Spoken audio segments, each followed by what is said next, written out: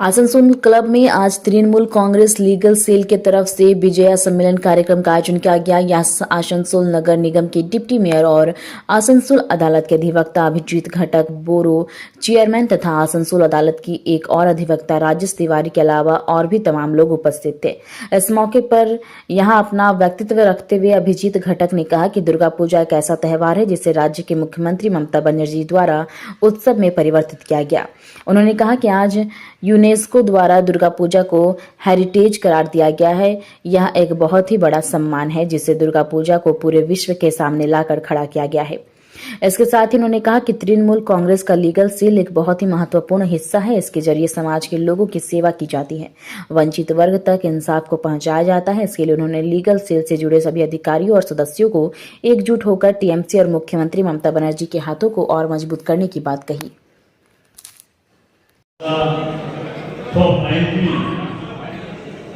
दुर्गा पूजा, काली पूजा, छठ पूजा सब सेरे इवेंट गुरु नानक पर्व আমাদের শেষ হয়ে গেছে।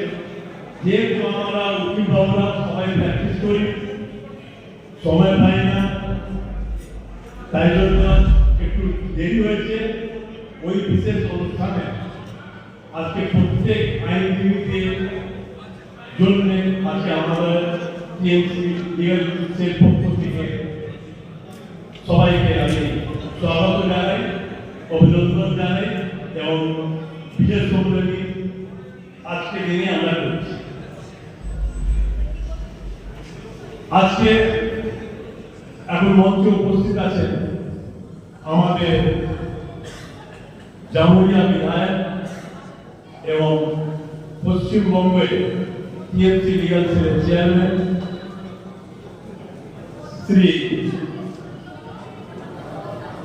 হরিরাম সিংজি উপস্থিত আছেন আমাদের আসানসোল মিউনিসিপাল কর্পোরেশনের ডেপুটি মেয়র এবং আইএনটিসি প্রেসিডেন্ট অভিজিৎ ঘটক মহাশয়জি।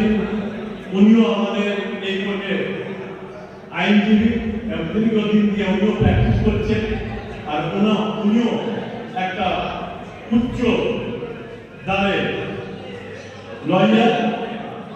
উপস্থিত আছেন আমাদের আসানসোল পিপি ইনচার্জ, আসানসোল কোর্টের পিপি ইনচার্জ স্বরাজ চ্যাটার্জি মহাশয়জি।